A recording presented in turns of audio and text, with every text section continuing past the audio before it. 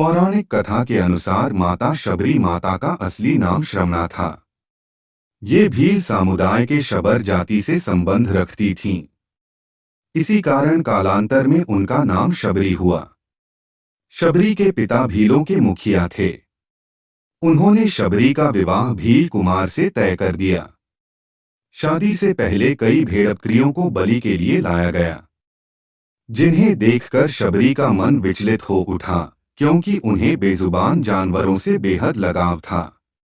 निर्दोष जानवरी की हत्या को रोकने के लिए शबरी विवाह से एक दिन पूर्व घर से भागकर जंगल चली गईं और सभी जानवरों को बचा लिया। शबरी घर से भागकर दंडकारण्य वन में पहुंची और वहां मातंग ऋषि की सेवा करने लगी।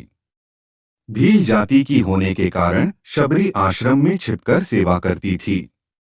एक दिन शबरी की सेवा भावना देखकर मुनिवर अत्यंत प्रसन्न हुए और उन्होंने अपने आश्रम में शबरी को शरण दे दी। उन्होंने मातंग ऋषि से ही धर्म और शास्त्र का ज्ञान प्राप्त किया।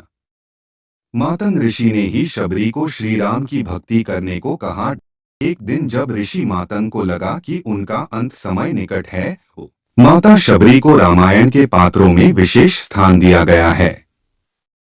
शबरी माता ने अपना संपूर्ण जीवन श्री राम की भक्ति में बिताया।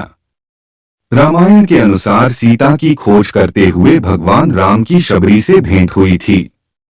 इसके लिए उन्होंने सालों तक मर्यादा पुरुषोत्तम राम की प्रतीक्षा की। रामायण के उस प्रसंग को तो सभी जानते हैं कि श्री राम ने शबरी के हाथों से बेर खाए थे। लेकिन क्या आप जानते हैं आखिर किसने शबरी माता को श्री राम की भक्ति का वरदान दिया था? क्यों सालों तक शबरी श्री राम की प्रतीक्षा करती रहीं? आइए जानते हैं इन सवालों के जवाब। कौन थी शबरी? उन्होंने शबरी से कहा कि वे अपने आश्रम में ही प्रभु श्री राम की प्रतीक्षा करें। वे एक दिन अवश्य ही उनसे मिलने आएंगे और उसके बाद ही तुम्हें मोक्ष प्राप्त होगा। शबरी प्रतिदिन अपनी कुटिया के रास्ते में आने वाले पत्थरों और कांटों को हटाने लगी, ताकि श्री राम के आगमन के लिए मार्ग सुलभ हो जाए। रोज ताजे फल और बेर तोड़कर श्री राम के लिए रखती। माता सीता की खोज में जब श्री राम शबरी की कुटिया पहुंचे तो वह भाव विभोर हो गईं और उनकी आंखों से आंसू बहने लगे।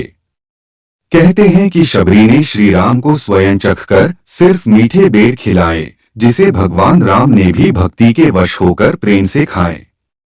शबरी की भक्ति देखकर श्री राम ने उन्हें मोक्ष प्रदान किया।